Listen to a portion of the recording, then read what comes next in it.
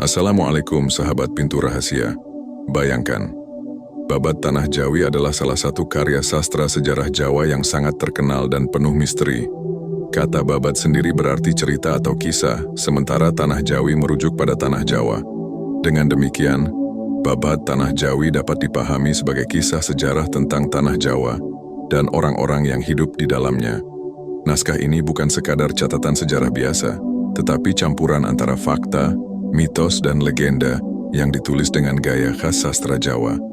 Babat Tanah Jawi menceritakan asal-usul raja-raja di Tanah Jawa, mulai dari masa kerajaan-kerajaan Hindu-Buddha, berdirinya Majapahit, hingga munculnya kerajaan Islam di Demak, Pajang, dan Mataram.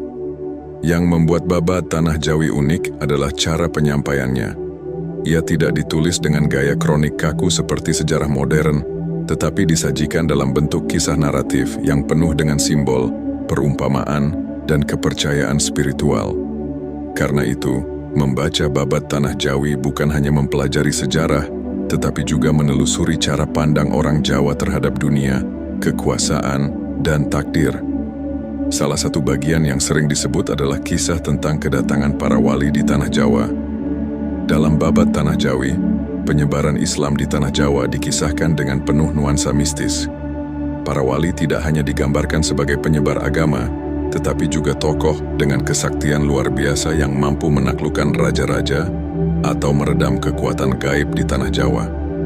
Kisah-kisah ini menekankan bahwa kekuasaan dan agama di Tanah Jawa tidak bisa dipisahkan dari spiritualitas. Babat Tanah Jawi juga menyinggung tentang raja-raja besar, seperti Raden Wijaya pendiri Majapahit, Brawijaya, hingga Sultan Agung dari Mataram.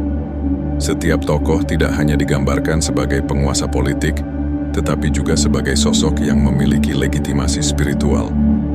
Legitimasi itu seringkali dikaitkan dengan wahyu atau restu dari kekuatan gaib yang disebut wahyu keprabon.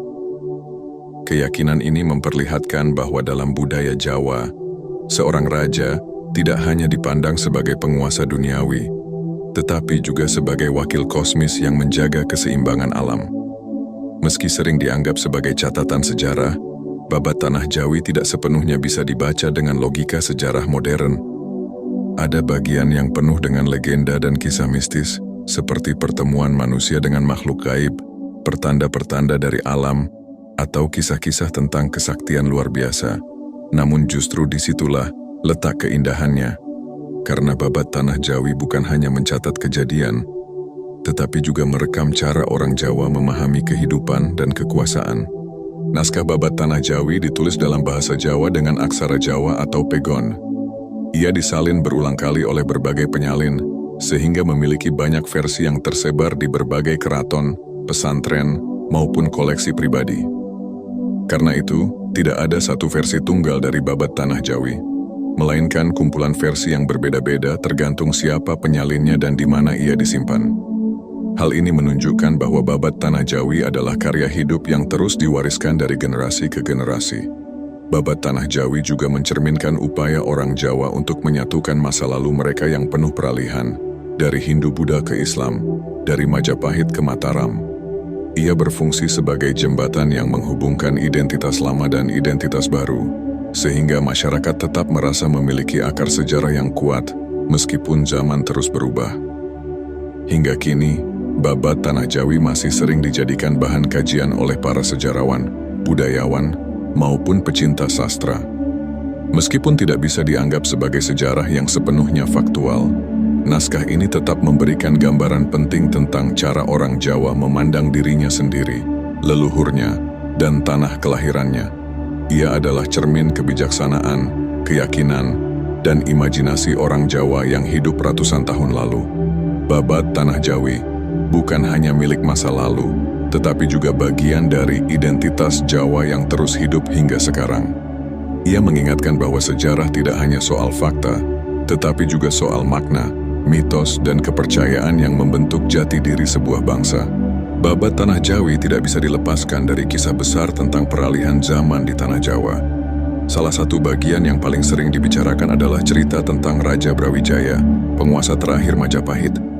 Dalam banyak versi Babat, Raja Brawijaya digambarkan sebagai simbol kejayaan terakhir Hindu-Buddha sebelum masuknya Islam di tanah Jawa. Kisah tentang Brawijaya penuh dengan nuansa mistis. Dalam beberapa versi disebutkan bahwa ia memiliki hubungan dengan tokoh-tokoh penting penyebar Islam. Ada cerita yang menyebut bahwa Brawijaya akhirnya kalah bukan semata karena kekuatan politik, tetapi karena datangnya takdir zaman baru yang dibawa oleh para wali. Peralihan ini digambarkan seolah-olah telah ditentukan secara kosmis sehingga tidak bisa dihindari. Disinilah peran Wali Sanga sangat menonjol dalam babat Tanah Jawi. Para wali tidak hanya digambarkan sebagai penyebar agama Islam, tetapi juga tokoh dengan kesaktian luar biasa yang mampu menaklukkan kekuatan gaib di Tanah Jawa. Sunan Kalijaga, misalnya, digambarkan sebagai wali yang bijaksana, menggunakan seni, budaya, dan wayang untuk mengenalkan Islam kepada masyarakat. Sunan Gunung Jati dikenal dengan wibawanya sebagai pemimpin yang menyatukan kekuatan politik dan agama. Sunan Kudus digambarkan sebagai tokoh dengan ilmu tinggi yang bahkan bisa menaklukkan lawan dengan cara halus. Kisah pertemuan antara Wali Sanga dengan Raja Brawijaya sering disebut sebagai momen penting dalam sejarah Islamisasi Jawa. Dalam narasi babat, Islam tidak masuk dengan kekerasan, tetapi dengan pendekatan budaya, dialog, dan kesaktian yang membuat hati masyarakat tunduk. Cerita-cerita ini memperlihatkan bagaimana Islam diterima di Tanah Jawa, bukan hanya sebagai agama baru, tetapi juga sebagai bagian dari kebudayaan Jawa itu sendiri. Selain itu, babat Tanah Jawi juga menceritakan tentang berdirinya kerajaan-kerajaan Islam, seperti Kerajaan Demak. Raden Fatah, pendiri Demak, sering digambarkan sebagai sosok yang memiliki hubungan darah dengan Brawijaya, sehingga legitimasinya sebagai Raja Islam semakin kuat. Ia dianggap sebagai simbol peralihan dari kejayaan Majapahit menuju kekuatan baru berbasis Islam. Dari Demak, kisah berlanjut ke Kerajaan Pajang dan akhirnya ke Mataram Islam. Tokoh besar seperti Sultan Agung diceritakan dengan penuh keagungan. Sultan Agung bukan hanya digambarkan sebagai raja yang bijak, tetapi juga sebagai tokoh spiritual yang mendapatkan wahyu ke Prabon, yaitu wahyu ilahi yang diyakini sebagai legitimasi kekuasaan Raja Jawa. Dalam babat Tanah Jawi, wahyu ke Prabon sering menjadi simbol penting. Tidak sembarang orang bisa menjadi raja, hanya mereka yang diridai alam semesta dan memiliki garis keturunan tertentu yang bisa menerima wahyu itu. Keyakinan ini memperlihatkan bagaimana orang Jawa memandang kekuasaan bukan semata-mata hasil politik, melainkan sesuatu yang sakral dan kosmis. Kisah-kisah dalam babat Tanah Jawi bukan hanya untuk merekam sejarah, tetapi juga untuk menanamkan nilai dan legitimasi kepada penguasa Jawa di masa setelahnya.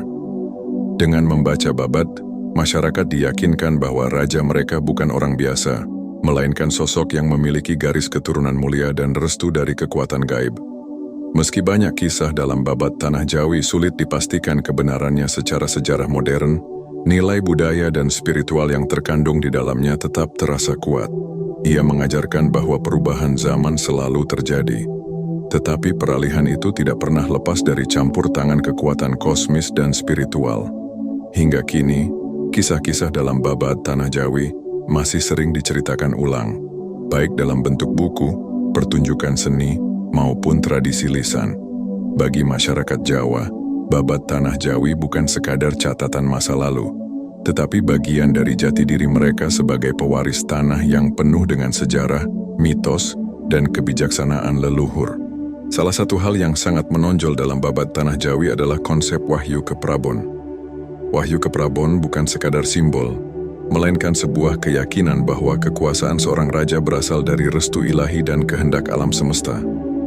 Orang Jawa percaya bahwa tidak semua orang bisa menjadi raja, meskipun ia memiliki kekuatan politik atau keturunan bangsawan. Yang benar-benar bisa naik tahta hanyalah mereka yang mendapat wahyu, sebuah cahaya atau energi gaib yang turun dari langit sebagai tanda legitimasi. Dalam babat Tanah Jawi, wahyu ke Prabon sering digambarkan sebagai sinar atau cahaya misterius yang bisa berpindah dari satu raja ke raja lain, dari satu kerajaan ke kerajaan berikutnya.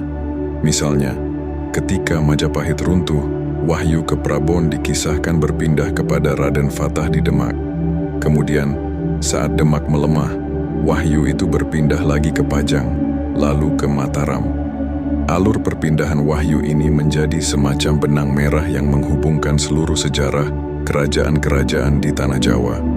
Konsep ini menunjukkan betapa eratnya hubungan antara kekuasaan politik dan kepercayaan spiritual dalam budaya Jawa.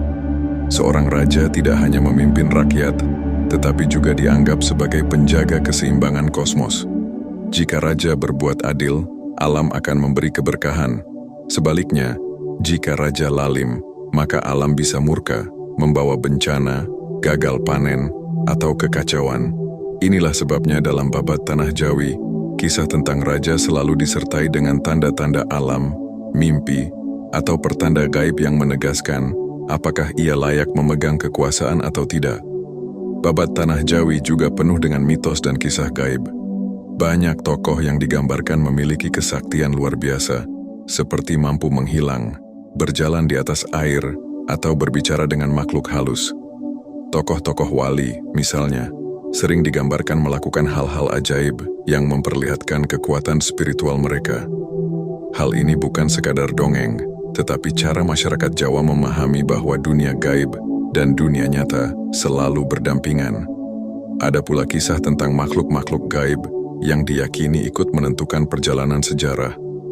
Laut Kidul misalnya, sering disebut sebagai wilayah kekuasaan Nyai Roro Kidul, ratu gaib yang memiliki hubungan erat dengan raja-raja Jawa. Dalam beberapa babad, diceritakan bahwa Raja Mataram menjalin ikatan gaib dengan Nyai Roro Kidul untuk memperkuat legitimasi spiritualnya. Kisah ini memperlihatkan bahwa dalam pandangan Jawa, kekuasaan tidak hanya ditopang oleh politik, tetapi juga oleh hubungan dengan alam gaib. Selain itu, Babad Tanah Jawi mengandung banyak simbol dan perumpamaan.